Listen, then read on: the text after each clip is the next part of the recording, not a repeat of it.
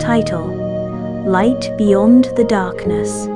In a quiet little town lived a blind woman named Laras. She had lost her sight 5 years ago in an accident, and since then, her world had been nothing but darkness. Alone in her parents' old house, Laras spent her days sitting on the porch, listening to the wind, the birds, and the occasional footsteps of passersby. But since the accident, no one had truly been with her until one day.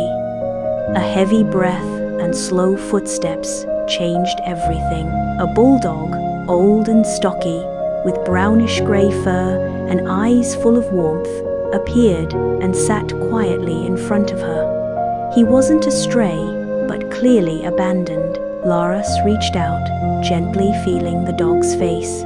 "You're such a sweet boy, and you're alone too, aren't you?" she whispered. She named him Bima, because despite his short, stout frame, his steps were always steady and sure. From that day on, Bima never left her side. He became her eyes, her ears, and her heart. He barked when strangers came too close, guided her to the kitchen, and even helped her cross the street by licking her hand as a signal to stop or go. They lived simply, but never lacked love. Season passed.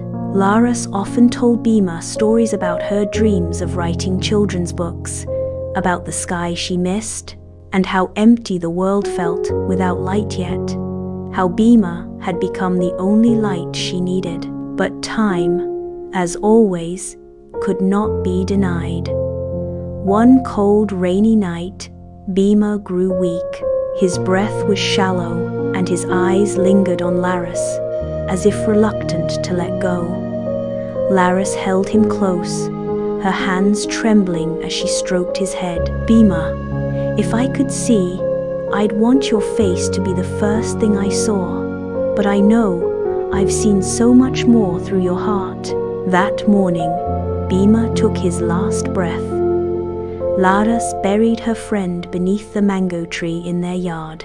She placed a small tag on the grave, engraved with, "Bima, thank you for being my eyes." The days were quiet again, but Laras no longer felt completely in the dark. She began to write, pouring their story into words that needed no sight, only feeling.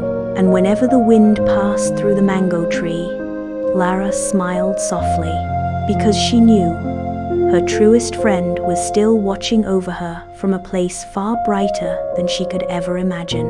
The end.